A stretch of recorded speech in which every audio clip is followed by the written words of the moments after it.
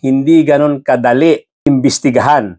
Mahiya naman kayo sa inyong kapwa Pilipino. Itong mga flood control projects na to. Mahiya naman kayo, lalo sa mga anak natin na binulsan nyo lang ang pera. Gamitin yung mga professional organizations dito sa Pilipinas. Organization ng mga arkitekto, organization ng mga civil engineers, pati organization ng mga accountant. Kitang-kita ko na maraming proyekto para sa flood control ay palpak at gumuho. At yung iba, guni-guni lang. Ang bilyon-bilyon na pupunta lang sa mga politicians. Sa mga susunod na buwan, makakasuhan ang lahat ng mga lalabas na may sala mula sa investigasyon, pati na ang mga kasabwat na kontratista sa buong bansa. Kailangang may managot sa naging matinding pinsala at katiwalian.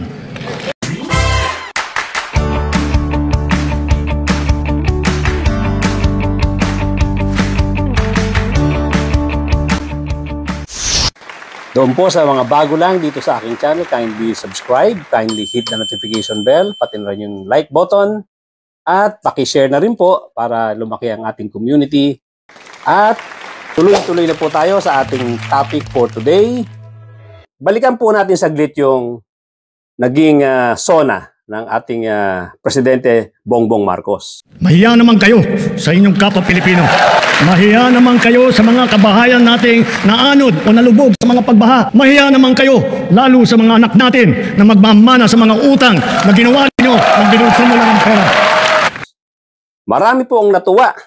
Marami ang nagpalakpakan doon sa sinabi niyang paiimbestigahan niya itong mga flood control projects na alam niya naman bilyon-bilyon at sa kasalukuyan daw ay nasa mga 5,000 na mahigit na projects ang listed diyan sa DPWH na may iba't ibang status.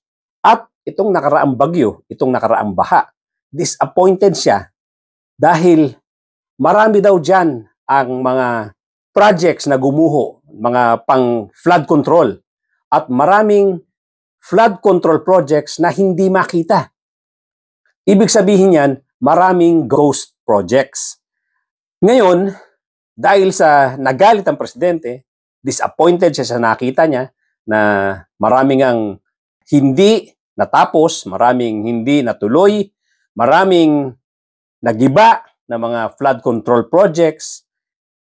Nagsabi na siya na paiimbestigahan niya yan at i-expose niya, ipapublish yan kung ano ang mga status niyan. At naniniwala nga siya na maraming ghost projects dyan na nalagyan ng pondo na budgetan ng gobyerno. At maraming nagpalakpakan.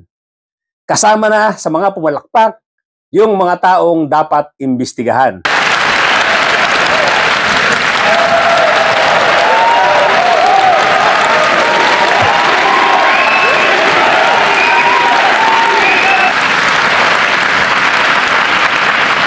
Therefore, I will return any proposed general appropriations bill that is not fully aligned with the National Expenditure Program.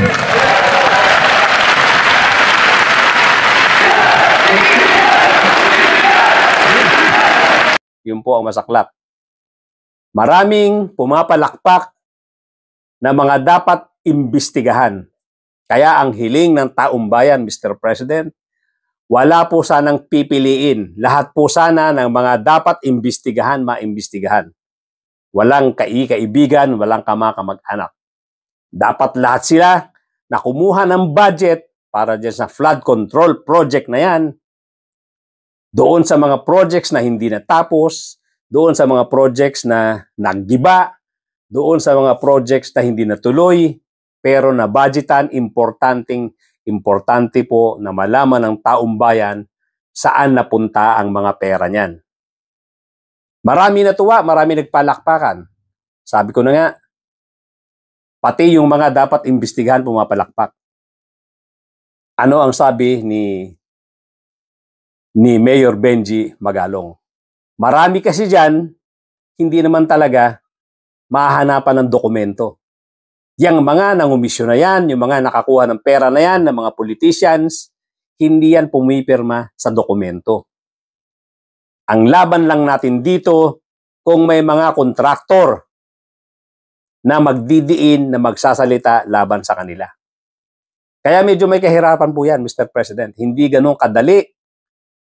At this point in time, alam natin, hindi ganun kadali ang sinasabi niyong iimbestigahan itong mga flood control projects na to para malaman kung sino-sino ang nakinabang dyan ng mga politicians, mga public officials, mga public servants na nakapag-budget para dyan sa flood control projects na yan.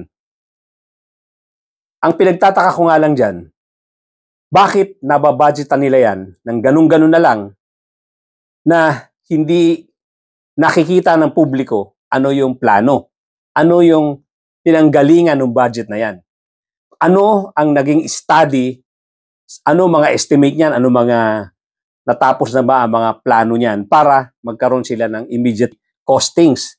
Kasi ang nangyayari diyan, bandang dulo pa ng pagbabudget diyan sa Kongreso, sa lower house at saka sa Senado, nagkakaroon pa ng insertions diyan, pandagdag sa mga projects na yan.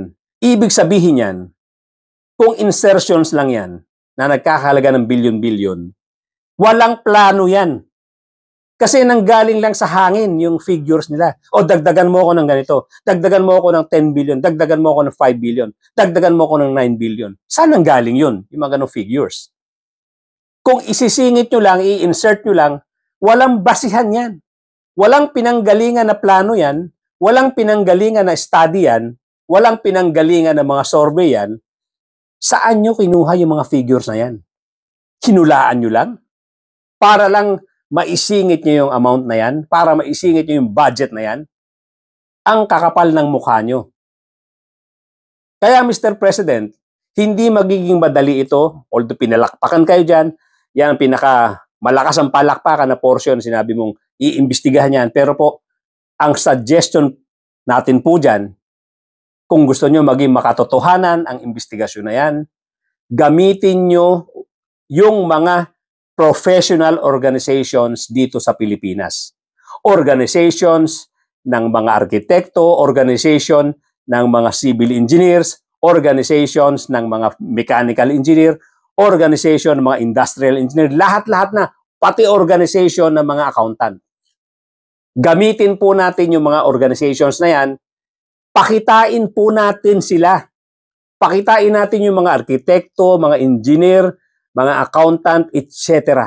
Matutuwa pa ang taong bayan sa inyo dahil i-spread nyo yung pera sa mga mamamayang dapat talagang kumita. Hindi dito sa mga politicians lang. Sa setup natin ngayon, ang bilyon-bilyon napupunta lang sa mga politicians. Wala doon sa mga dapat talagang kumita diyan sa project na yan. Kung gagamitin po ninyo ang DPWH, wala rin pong mangyayari dyan. With all due respect, ginagalang po natin ang DPWH, pero marami po dyan mga political accommodation. Marami po dyan may mga attachment, may mga relasyon sa mga politicians na mga nakaupo. Marami po dyan, hindi ko po sinasabi lahat.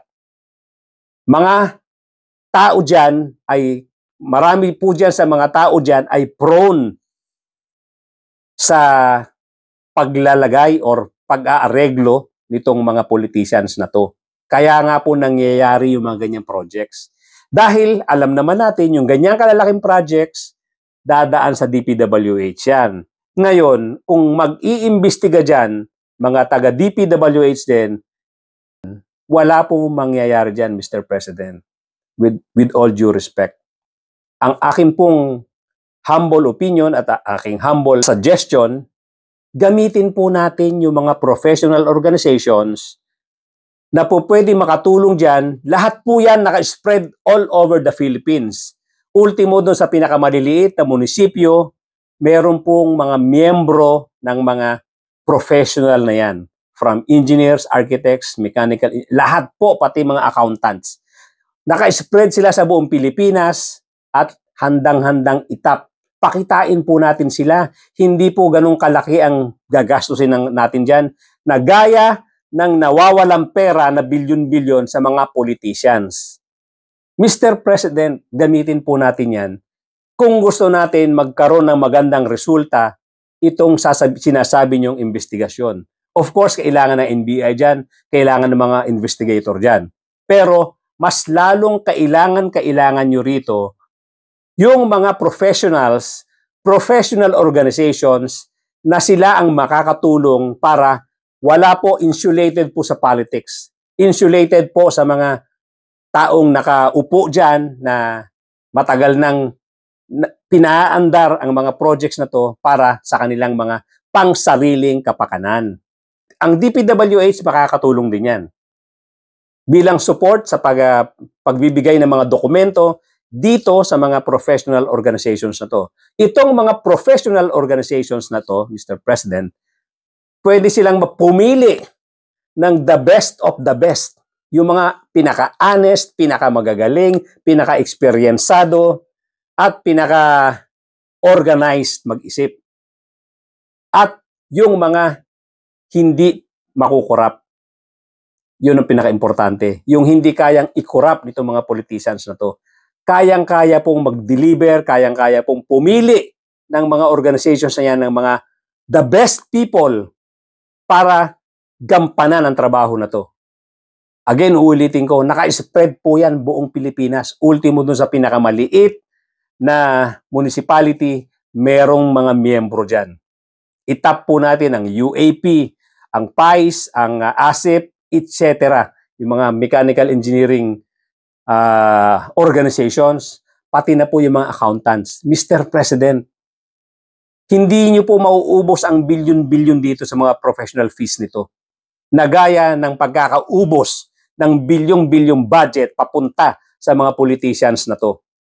Gamitin po natin itong mga professionals na to para mabago ang takbo ng pag-i-implement ng projects dito sa Pilipinas. Huwag na po natin hayaan na hindi dumaan sa pagsusuri ng mga professionals na to ang pagbabudget, ang paggagawa ng project study at pag-i-implement ng mga projects ng gobyerno. Itap po natin itong mga professional organizations na to. Huwag po natin lahat iasa sa DPWH.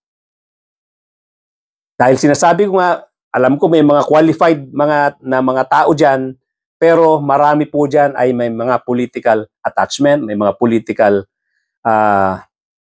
interest at may mga naadya dyan dahil sa mga political accommodations.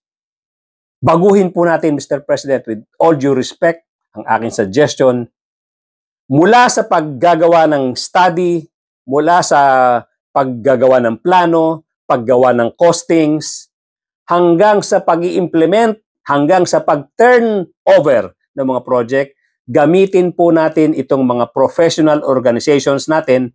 Mapapaganda nyo pa ang ekonomiya natin dahil mas maraming makikinabang dito sa projects ng gobyerno na dapat naman talagang nai-spread dito sa mga organizations na to at hindi lang sa DPWH at yung mga ilan na mga contractor, na mga accredited, na mga alaga rin ng mga politicians, mga alaga rin ng ilang tao dyan sa DPWH. Itong sinasabi ni Chis Escudero na dapat daw, gagawa daw siya ng batas na hindi na raw dapat makapasok sa kontrata yung mga may construction firm or may mga construction company up to the 4th level of consanguinity. Magandang pakinggan po yan. Pwede rin po makatulong yan, Mr. Senator. Pero, alam po natin, hindi naman talaga ganyan ang ginagawa ng ibang politicians, congressmen at mga senators. Hindi naman talaga yan gagamit ng mga kontraktor na mga relatives nila, yung mga maiingat. Yung mga walang ingat, yung makakapalang muka, ginagawa yan. Makakatulong yung sinasabi mong batas up to the 4th level of consanguinity. Pero, alam po natin yan na ang iba dyan, ang ginagawa, kumukuha ng mga private contractor, binabayaran lang yung taxes, ginagamit nila yung kumpanya. Binibigyan na rin, siyempre, ng pera yung may-ari ng construction firm. Marami pong ganyan. Gagamitin yung private construction firm at babayaran na lang nung politician. Hindi nga naman kamag-anak.